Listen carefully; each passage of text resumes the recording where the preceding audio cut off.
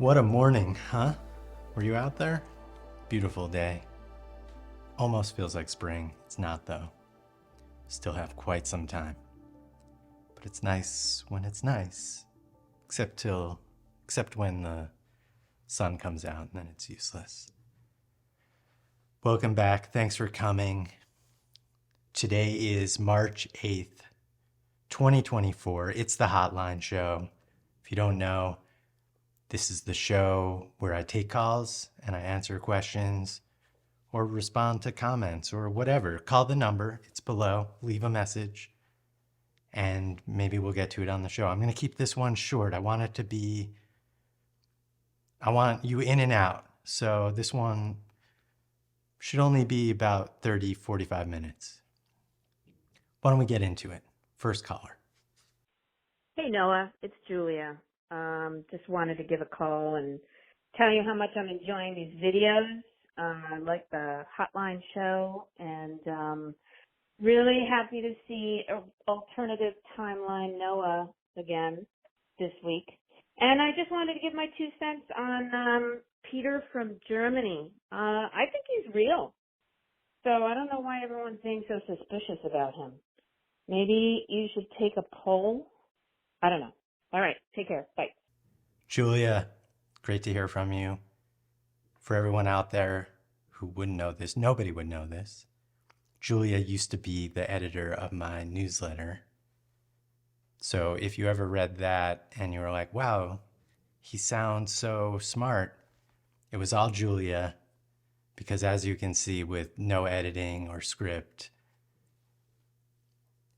Anyway, thanks for calling, Julia. I miss you. Maybe we'll do the newsletter again one day.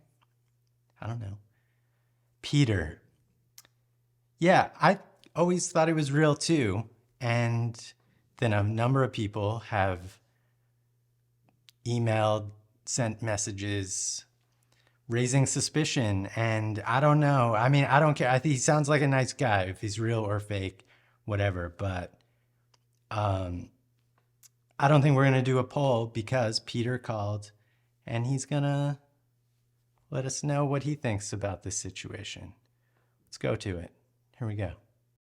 Hello, Noah. I have a new question for you. Would you ever shoot something analog on film, or is that chapter closed for good? I wonder. Okay, also, I wanted to address the controversy around me being false. I must say I was a bit sad at first, but then someone said I was an AI synthesizer and I had to laugh, so now I'm okay and everything is in butter again. I even told my mother and she had to laugh as well. She doesn't even know what AI is. Maybe social media is bad for our trust. Okay, bye. Peter, so sorry this speculation made you sad. I'm glad you're in good spirits over it. Although asking your mother about AI, that's kind of sounds suspicious. And I'm going to note that you are the only caller I get whose number is blocked. So I don't know, but it doesn't matter. I think you're great. Please keep calling regarding your question. Film. Now, I have no desire to shoot film, really. Sometimes I do see some photographers shooting large format, 8x10 or 4x5. And I'm like, damn, that would be nice to do that. And then I'm like, nah, don't need to do it. Doesn't really speak to me. That said, though, I was going through old cameras a while ago on Instagram, and I showed this camera, this old Contax T2 that I had in my bag. Apparently, this camera has become very cool, hip, popular, coveted. I had no idea. I've just had it forever. And someone saw that and was like, let me send you a roll of film, and why don't you shoot it and you'll see what happens. Maybe you'll get back into it. And I was like, sure, here's my address. Film never showed up. He said he sent it, but it never arrived. He said he'd send it again. I don't know if he will. I think I gave him the right address. So I feel like that's sort of a sign that I might never shoot film again. Also, just the whole process behind it, especially 35 millimeter, I just find it to be sort of annoying. I'd probably shoot it and throw away the negatives. Next caller. Hi, Noah. This is Seth. First-time caller, long-time watcher, occasional commenter on your YouTube channel. Wanted to mention from your recent episode with Alternative Timeline, Noah Kalina, he mentioned Ansel Adams, and as a non-art, non-photographer person, I was like, I recognize that name, but whatever. Watch the rest of the video. Funny. It's great. Your work's great. Love the channel. I look forward to it every night. And when I don't get, I'm sad sometimes. Not sad, but it's like, oh, whatever. I'll get it next time. Or I have all your, anyway, getting off track. The next day, I'm on Jason Kotke's blog. Yes, in 2024. And what do I see? But there's a post that the United States Postal Service to release Ansel Adams stamps. A sheet of 16 stamps featuring the legendary photography of Ansel Adams. I hope I'm not saying that wrong. I probably am. That's horrible. But yeah, I don't know. I just thought it was interesting that, like, these random videos, these things you make, these things that we all make, have a way that can sometimes collide with other things that we come across on the internet or in a bookstore or a conversation we have. And I don't know. I just thought it was kind of interesting or kind of fun that the universe put together an alternative timeline Noah to talk about and joke about that you're this Ansel Adams character. Then there's these stamps coming out, and now I look at them, I'm like, oh my goodness, that is great photography. That's awesome. And now I'm exposed to this new bit of art history. I don't know. Take take from that what you will. Love your work. Love your videos. Keep them up. Yeah. Thank you. Seth, thank you so much. I really appreciate that. Wow, there's so much there, and I want to just get into it. Regarding the Ansel Adams thing, the joke there, and I'm glad, first of all, I'm glad you learned something new or learned about a new photographer, but the sort of joke there is that, like, a normal person might have in their head only maybe one or two famous photographers. I mean, think about it. Who are the most famous photographers you can think of? And like, I obviously know lots of photographers, and I think a bunch of them are famous, but who are the really big famous names? And in photography, I'd say Ansel Adams is probably the most famous, especially landscape photographers. So for a guy like Alternative Timeline Noah saying Ansel Adams, it's kind of like a guy who doesn't know anything about art or photography, just sort of thinking about the only photographer he knows in his head. So saying it is sort of kind of like a diss in a way. I mean, at least for me, that's what that is. I would say, maybe if I was taking portraits or something, someone would be like, oh, you're a regular Annie Leibovitz, because she's probably the most famous portrait photographer in the world. Or maybe Avedon, you're a regular Avedon. Everyone knows Richard Avedon. So I've just named the three most famous photographers in the history of the world. Regarding Kotke and checking out that blog, funny story, Kotke is basically the reason this channel or my viral videos became viral. The very first one, it was because of that blog, kotke.org. Him posting about it set off the cascade of virality in 2006. So I owe whatever that was and made me become all to him in that blog. Obviously still a great blog. I check it out. I think sometimes he sees what I post and posts about it. I don't know if that's the case with the Ansel Adams stamps, but that's how the internet works. It's the best part of the internet. People share things and it just spreads and goes out there, and who cares where it came from, who said what first. Some people care. I don't care about this one. Thank you, Seth. Thanks for tuning in every week, every day. I appreciate it. Next caller. Hey, Noah, it's Michael here with another question about the triangle of quality as it relates to how much you care about cameras. Hey, how do you know when your photos are good or anybody else's photos are good or really any other creative act is good? Love to hear your thoughts on that. Thanks. Take it easy. Bye. Michael, thanks for the call. The triangle of quality as it relates to how much you care about cameras. This chart right here. World famous now and getting even more and more famous as the days go on. Might make a poster or put it on a t-shirt. How do I know what's good? I don't know. I mean, I just feel it personally with my own work. It all just depends. What am I trying to achieve?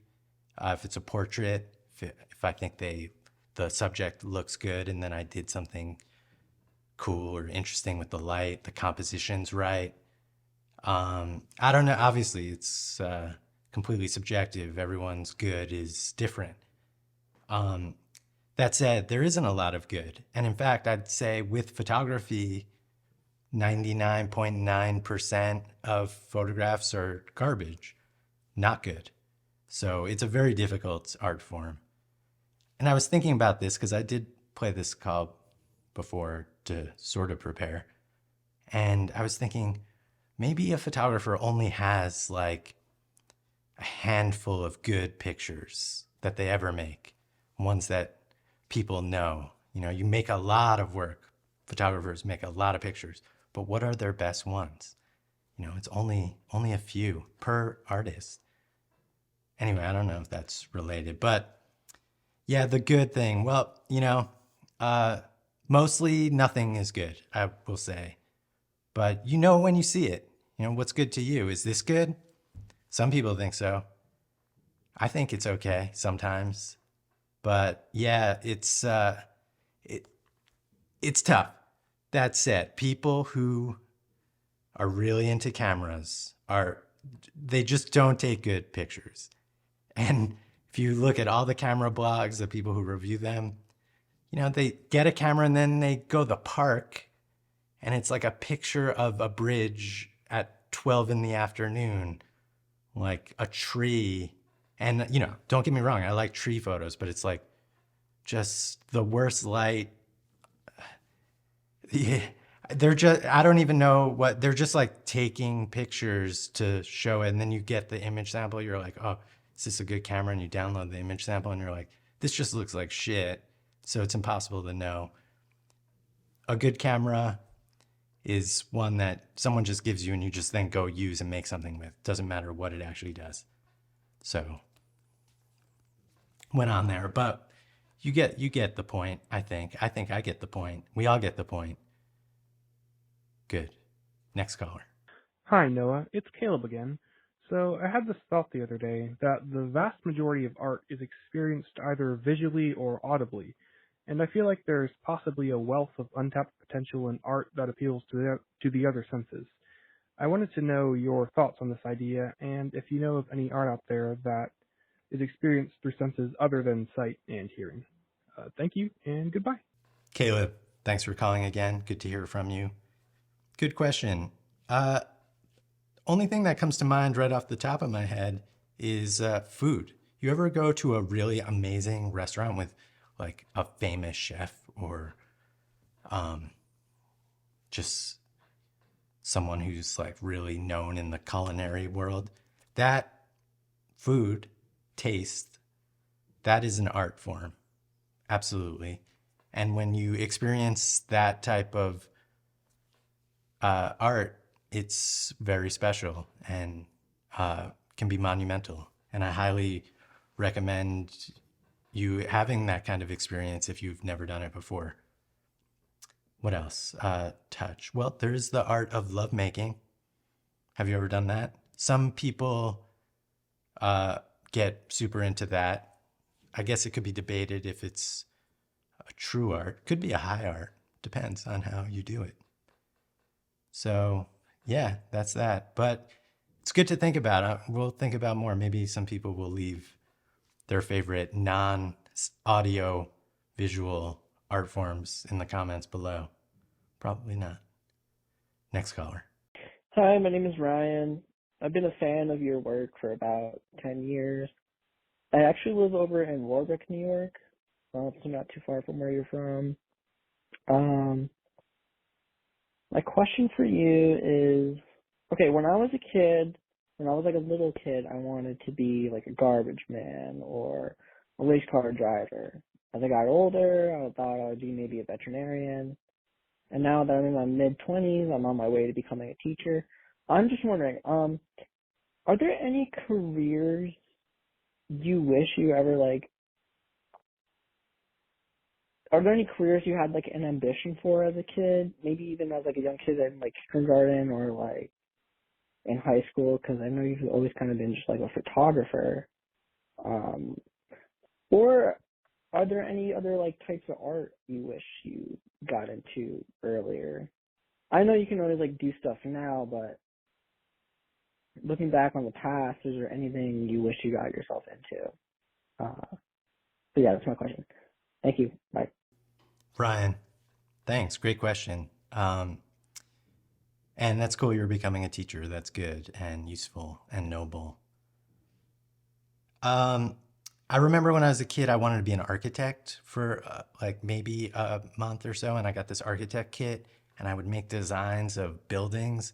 And then someone told me after they looked at my designs that was just all sort of crazy, that my bathrooms weren't all on the same floor. And that's how you did bathrooms when you do a skyscrapers. They're all on the same part of the building for plumbing.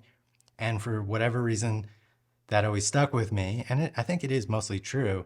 But because of that, it just killed my spirit. And I never wanted to be an architect after that. I also wanted to be a magician.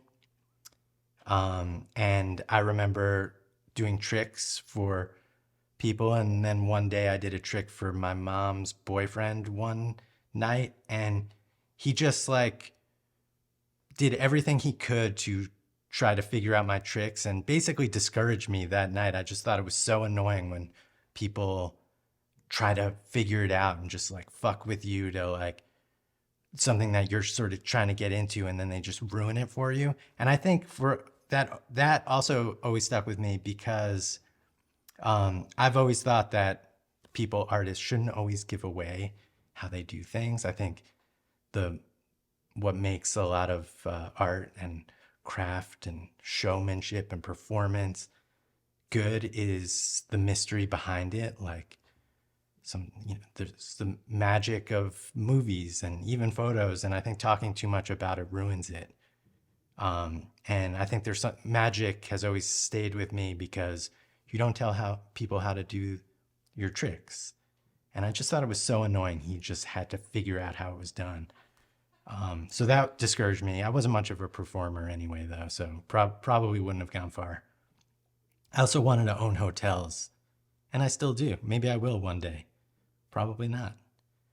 And regarding other forms of art, I would have loved to have been a musician, but never really was good at it. I tried, played bass, played in some bands in high school. I just wasn't good. It just never clicked for me. I think now it does more, but when I was younger, it didn't. It's a language that I just couldn't speak. But I always wish I could have. And then, of course, painting. I wish I could paint, but I can't. Thanks for the call. Last call, Chris. Hey, Noah, it's Chris Polinsky from the internet, or from, SVA. How's it going? I want to say shout out to everybody who's sticking around watching. And, yo, dude, like, you're onto something. You're really onto something. Although in today's episode with the orange jacket, Thursday, tomorrow's Friday, hopefully you'll have this on the hotline. I'm realizing that you've never owned a gun. The orange jacket, the back pocket is for a pistol.